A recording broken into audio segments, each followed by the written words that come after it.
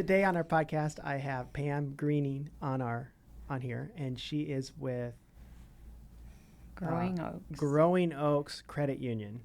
And I wanted to have her on here because their philosophy, their thesis, everything they do as a credit union was formed and formatted to really help people get out of their funk with finances.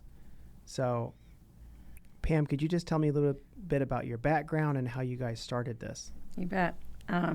Thanks for having me here, Marty. Yeah. So I appreciate that. Good to get to know you.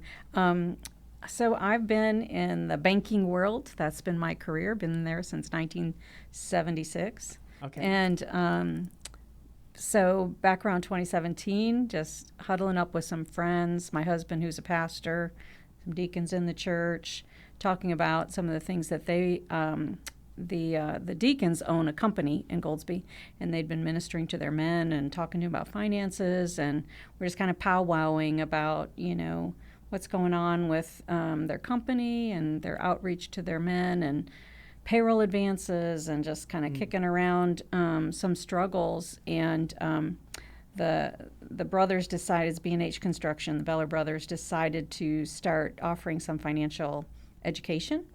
And so my husband had just retired from full-time pastoring, so he joins as an employee development and chaplain to start teaching some of these financial peace-like classes. And you guys went through financial peace? We started with some financial peace curriculum. We later developed our own curriculum called Elevation Station. But anyways, I'm over here doing my banking thing, and my husband needs help, and I'm used to helping him, good pastor's wife. So I'm going to volunteer with the teaching. And then we started meeting with the families who were struggling to make ends meet, making good money, but just not getting ahead. And as I started, kind of unbundling some of those situations, and talking with our friends about it, we realized that there wasn't a financial institution out there that could really help them move forward. You can learn how to budget, but if it doesn't cash flow, it doesn't cash flow. And so we needed to help them get out of debt, help them find appropriately priced car loans, things like that. So let me hop in there, because we were talking a little bit ago about this. You saw car loans at what percentages? Yeah, so the interest rate up to 23.99%, APRs on cash advance type loans up in the triple digits. And so, yeah. So you and I know these terms, Pam, Yeah. But if you're paying 23.99%, that's almost 1/4 of every dollar is applied toward interest. Right. So that just makes that product cost, a lot more than 25% more, right, because it compounds. Fees and the fees associated with it. An unsecured loan could have an interest rate of 19%, but every time it matures, if they renew it and add another $100 fee before you know it, we've got triple-digit APRs. And so there's just no way to work out of that. Mm-hmm. And so we actually did talk to some banks about how we might work with inside their structure, and that wasn't going to work. Banks do some of this outreach, but we really needed to have a pretty substantial commitment to it.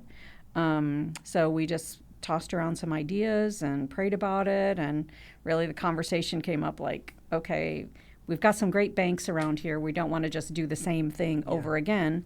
So how would it be different? And then how would God's bank be different? It's kind of boom. Then that launched us into Isaiah chapter 61 and people in bondage. And so you guys have that on your website. It's actually our mission statement. Okay. It's on our plaque from the NCUA that says, that they'll be called oaks of righteousness, plantings of the Lord for the display of his splendor. So suffering, even financial suffering, is all about drawing us close to God, and then displaying his miraculous splendor as we yield to his purposes and plans and succeed. So, so Isaiah 61:3 is that's our vision statement. So, yeah. On your website, I'm sorry to jump in, but I want to jump in right now on the acorn. Yeah.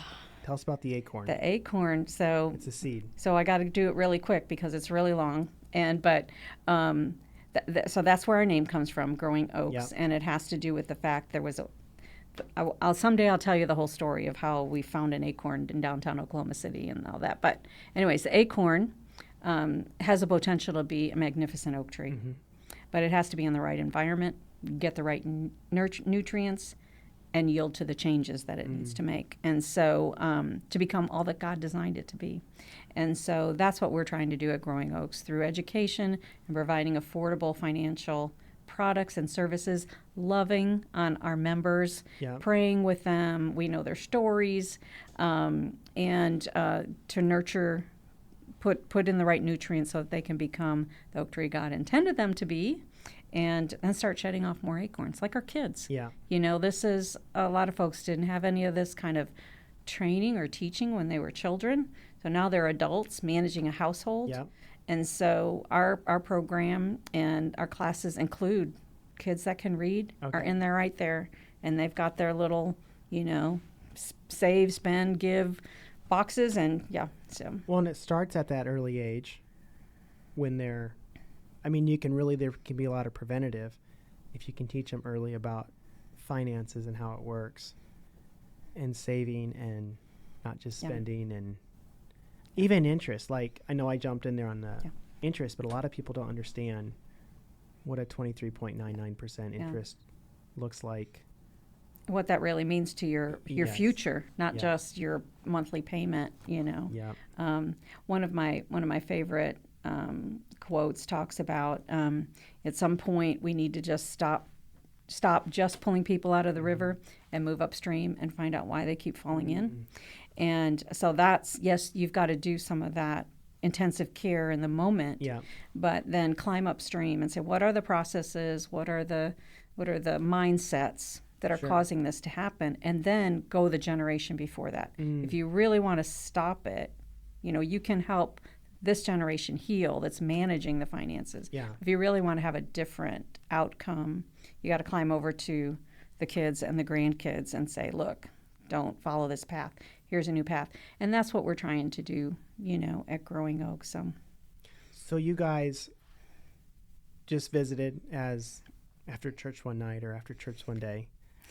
You had the vision. You started educating your people. They're the people that worked for them at the company, right? Yes. But you realized you needed an end product. And so you guys, and we talked a little bit earlier, you guys were the only credit union that was accepted or chartered. Federally chartered. Federally chartered in 2020. Right, in the country, So kind of a big deal. Whole country, only one. But it's a 3-year process, you said. Yeah, it took us 3 years from the day we started. Of course, the pandemic was in there, and everybody's working remotely. But really working through the process is an arduous process to get that done. And so we managed, you know, through much prayer and perseverance, you know, we were granted the charter, and we opened in December of 2020. So our main office is located in Goldsby, just south of Norman. And then we regularly are up here in Oklahoma City with different nonprofits and businesses just working remotely there and partnering with them with our classes and then outreaching with the membership in the credit union. So what does your classes look like? Is that like a 6-week program, an 8-week program? How's that? We have it designed in a couple different ways, Marty. It's pretty modular in nature. So we've got an express version that's 2 classes all the way to the 12-week program. Some of the nonprofits here, we do a 6-week program. We might not cover retirement yet. Some folks are just re-entering the workforce. So we really focus on, okay, you got a paycheck, now what? You know? And so we work through that. So it's really flexible in that way. Yeah. Have you ever, you've probably heard of Robert Kiyosaki. He has a book called Rich Dad, Poor Dad. But that was kind of his kick, was financial education. And he really felt like the schools were failing. And so he made a board game. It's called Cash Flow. Oh, cool. And in that board game, he calls it the rat race, where it's just a circle. And there's paydays in there, but there's doodads. And your goal is to get out of that. But that is something, like, my kids have played that game. But that's something that's really helpful, I think, is just educating people and making it like what he did with that game is he dumbed it down. Like, you know, you start with all this debt, you know, you got student loans, car payment, house payment, whatever. And honestly, what it is, what you have to track is really your like net worth the whole time, but you're doing all this math. But anyway, it's really fun way to learn about financial education. Yeah, sounds like it. And understand kind of the ripple effects of, you know, he has like a kitchen remodel, $6,000, and you're like, oh. Yeah. Yeah. We cover, you know, at Elevation Station, we break it down to like how do you go about making a decision? You get $1,000 bonus. Like really, like let's break apart how you're going to go about thinking this through instead of it being an emotional response to receiving that money. Tax refunds are a big thing, you know. Yeah. So we have a whole session on like a way to sift through the different options, analyze them, and come out with an outcome. That's really good. We spend a lot of time on communication, you know, our different communication styles, and so not just like adding machine type things, but really like the things around your mindset. You know, we talked a little bit about before we got on about, you know, someone's mindset. You have to believe that it's possible to make a change, that you are not, this is not your destiny, that there are some things you can't control, but there's a whole lot that you can. Yeah. You know, and so, you know, moving forward and getting going on that. I do want to just flip the script, so to speak, just for a second, because there's another dynamic inside of here, too, that is a real benefit. Obviously, we help people with financing, but the funding for that financing comes from folks who have been blessed with an abundance, and they deposit it with us. And so this is one of the reasons we went the credit union model, so those deposits could be insured. So we encourage folks to come and deposit funds with us. We don't chase interest rates. If your future depends on you getting the highest yield, then that's not you're not going to find that here. But what you are going to find is what we refer to as an impact dividend. You're going to know the kinds of things that your deposits are being used for. And I always challenge people to have a sit down with their banker and say, what did you do with my deposit this last year? What was it used for? Well, it was used for something. Most bankers don't know, do they? It would be a great dialogue just because that's how banks work. We take deposits and we loan them out. Well, do you know what your bank is using your deposits for? You will know at Growing Oaks. And a matter of fact, you're a member, so you get to meet the other members. So anyways, that's just another little thing, you know, not a little thing, it's an important thing, you know, that's a big piece of our puzzle too. So to illustrate that, I love that part in the movie It's a Wonderful Life when there's a run on the banks. I think his name is George, the main character, right? And everyone wants their deposits, and he has to explain, listen, I can't give you your deposit. It's over in George's house. And, you know, Frank, your money's over here. And he's explaining the way the system works. It's not just, banks just don't put money in the vault and leave it, right? They put it to work. Right. Developing our communities, helping our families move forward, all those kinds of things, right? And there's mechanisms in place for managing all those kinds of things, but it is important that we know. I think that's part of our financial stewardship. Those of us that have, you know, more than we need right now.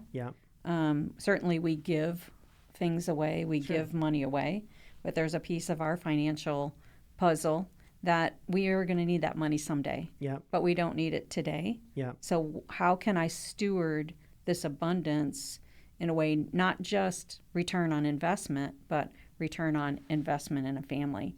And so if that speaks to someone's heart, you know, they really would like to help this mission, but can't write a check and it be gone forever, you know? They can. That's the whole cool thing about a financial institution is you can, you know, put your money to work to accomplish some goals for now and still have it later when you need it.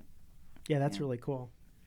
And then I would imagine, Pam, you guys have also had probably a big impact on people's marriages, right? Because a lot of times finance is what we argue about the most. Do you have any stories? Yeah, I have. There's one couple. We actually, the first time I met them was on the anniversary, their 20th wedding anniversary, and they had been in the cycle of cash advance loans for 20 years. And they had been in and out of. They've had 3 children, struggling. Let me hop in. Yeah. Can you explain to the audience what a cash advance loan is? This would be so. You would go to an office, like, I don't want to call any particular ones out, but rather than go to a bank, you go to usually like a retail office, and you get an unsecured loan there that's typically either due in a short period of time, like your next paycheck, or it's a cash advance loan that might be a little bit longer in nature, 2 or 3 months, but typically folks are going there because they can't get approved for a credit card or they can't get approved for a loan at a bank. And so the interest rates and the fees are substantially higher. And this particular lady, one of the strategies that she came up with to kind of, as we started to move away from that, is she realized she could not go into the office because they were so friendly that she ended up borrowing another $20 that week, which then cranked up the fees, cranked up the interest rates. So anyways, this family came, they cut up all their credit cards, we put it in a jar, and we worked through these triple-digit APR loans, and they got their life back. One of their big things was they wanted to get a car with air conditioning. And I remember he ended up going on YouTube to learn how to fix his air conditioning, so they ended up not having to do that. Just getting into like just the real nuts and bolts of things. And that was kind of the first family where I really got a picture of the financial instruments that were out there. The bondage. It is bondage. We like the easy button, and we know they'll give us the money. So we just go back there day in, day out, or week in, week out. But we don't realize, and this applies to everything, but we don't realize the bondage it is because we're pushing the easy button rather than having that hard conversation with you, cutting up their credit cards. I mean, that's really hard for some people. Yeah. But realizing we got to start over. Right. And it's great when the couple comes together and does it together. You talked about marriages. There's been a lot of people that have gotten married, that start out in a household where, they're raising a family. They haven't made that commitment. One of the Bellers said, the quickest way to a spiritual conversation is talking about finances. People just unpack their whole life, you know. And so we've been able to share, not only biblical financial management, but what does a biblical marriage household look like? And so my husband's always ready to go through the counseling and get them, that's when you want a God-honoring home. Yeah. It starts there. So we've seen those kinds of things. Well, and so often we're too embarrassed by our finances that we don't want to talk about it, right? Yes, we've encountered that where we don't always just give people a loan. Sometimes we've got to work. There's work to be done before that, and talking to them about what kind of things does your church offer. I could never let my church know that my church has no idea what the situation that I'm in. I don't want them to know. A lot of shame about how they got there. It's kind of the place of the church. Yeah. We just too proud. Yeah. So many of our members have, spent some time in Department of Corrections, and they're starting over. There's been a gap in their life that many financial institutions can't overcome that gap. We start today. We start in the present. We want to help you take care of that stuff so it's not chasing you the rest of your life. But we're going to move forward today, and then we're going to start working through those situations. So that's kind of things that we get to do every day. And again, our members, over time, we learn about their families, have a great guy that has brought his son in, and now his son has to come into the credit union first because he wants him to learn how to work with the bankers. Then he comes in, and we get to hear their stories and pray with them. We have people that you do a prayer request over our website, but they'll just call us and say, hey, I've got this going on. Would you pray for me today? That's really cool. Yeah. It's creating much deeper than just giving out money and... It's not about the loan, Marty. Yeah. It really isn't. It's about the human being that God loves and gave his son for. And he doesn't want to see them bound up. He wants them free, and so we're just trying to do based on our calling and finances, what does that look like? Yeah. The loan for you guys is really just kind of icing on the cake because you guys are really after the education and empowering people to have that mindset shift to better their life. We want them to know how God designed money to be handled, and then help facilitate that in their life, in their adult life, and then in their kids' lives. That's what we really want to do. Yeah. That philosophy, did you guys come to that 2017 or whenever you guys started talking about this? Was that just everybody's agreement, or did you guys have a sit down and let's come up with a thesis? How did you guys get to that? Yeah, was it just a burden for people? It was. Yeah, it was. It started, with the Beller brothers, this desire to minister to their men, a commitment that they made to the Lord to minister to their men, seeing the financial havoc. They make good wages, but they're showing up needing $600 because of yada yada. Yeah. And how do we stop that from what's that cycle? So one of their core missions is that their men and women will be financially healthy. So how does that play out into a strategy? And just like I think the coolest way that God works and the way that we have approached church growth, everything else, God brings the resources. We need to recognize them and say, this is what we've got to work with. What can we do? Yeah. Rather than have some big whiteboard strategy that now we try and plug people into. God has put what you needed right in your lap. Yeah. So what did we have? We had a retired pastor, a recovering banker, and a company with 600 employees. What are we going to do? So then when we were looking at the credit union and other people heard what was going on, they're like, don't just do an employee credit union. We need this for the whole county. And then one county turned into 2 counties, and then 2 turned into 4. We weren't getting our application approved with 2 counties. And someone said, you really need Oklahoma County. So I revised the application and added Oklahoma and Canadian, and within 24 hours we had our approval. So we were like, God wants us in McLean, Cleveland, Canadian, Oklahoma County. If you live, work, worship, go to school, own a business, volunteer, you're eligible to join Growing Oaks. And then the banking products with mobile banking and all this stuff, you don't even have to drive to the branch. Yeah. We got it covered, so. And then, so we work with, we've talked a little bit about our folks that need education and help. We've talked a little bit about the depositors. The other piece of the puzzle is our partners. Businesses like B&H with employees, they have a burden. They see their employees struggling. They want to do something. They want them to be financially well. So we connect with employers like that. I love to have those conversations. Nonprofits that are already doing a whole bunch of work and services wrapped around these families, but they're missing a financial education partner, or they're missing a financial services company. We work really well with a recovery place, Hope Center Ministries in Purcell. Okay. The gals come down and we open their account. We've helped them get some cars, and we just love on them, And so places like that, one of our founders, Adam Luck, said, we go to where the acorns have already been gathered, because other places are already ministering on many levels, and this little piece can be added to that. But you guys can help them with the finance. Yeah. And so that's what we get to do. So really our members that are working out of problems, our members that have been blessed, and then our business and nonprofit partners. It's just the whole puzzle works together. So.